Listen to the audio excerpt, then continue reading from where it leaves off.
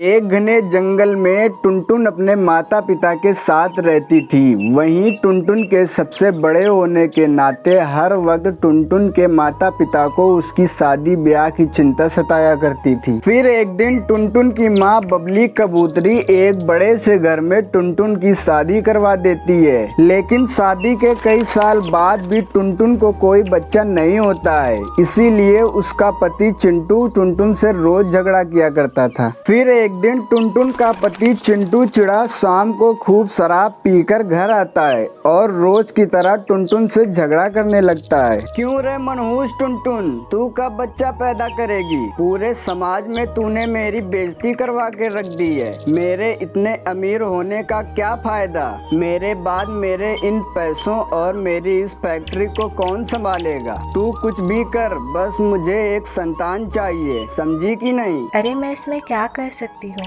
और इसमें मेरी क्या गलती है? संतान होना ना होना तो भगवान के हाथ में है।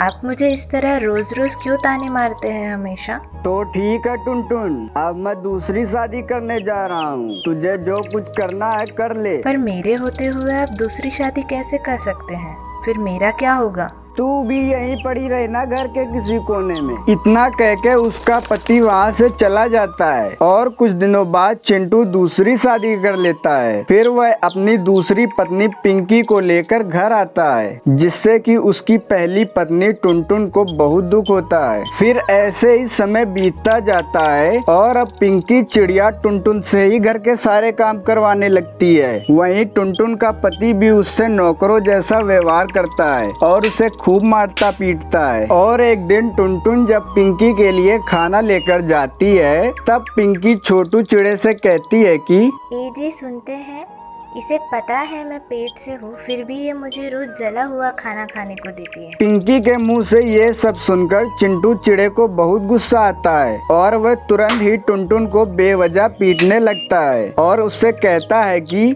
मनहूस कहीं की तू नहीं चाहती है कि मैं कभी बाप बनूं? निकल जा मेरे घर से और दोबारा यहाँ कभी मत आना। तब टुनटुन रोते हुए अपने ससुराल से मायके चली आती है और अपने साथ हुए सारे अत्याचार को अपने भैया को बताती है। भैया, मेरी कोई संतान नहीं है, इसलिए मेरे पति ने दूसरी शादी कर ली और मुझे घर से निकाल दिया। ये सब सुनकर उसके भैया कालू कौवे को बहुत गुस्सा आता है और वह तुरंत ही पुलिस को लेकर टुनटुन के घर चला जाता है। फिर पुलिस चिंटू को अपने साथ लेकर उसे जेल में डाल देती है। तब चिंटू चिड़ा को अपने गलती का एहसास होता है और फिर वह अपनी गलती पर हमेशा पछताता रहता है।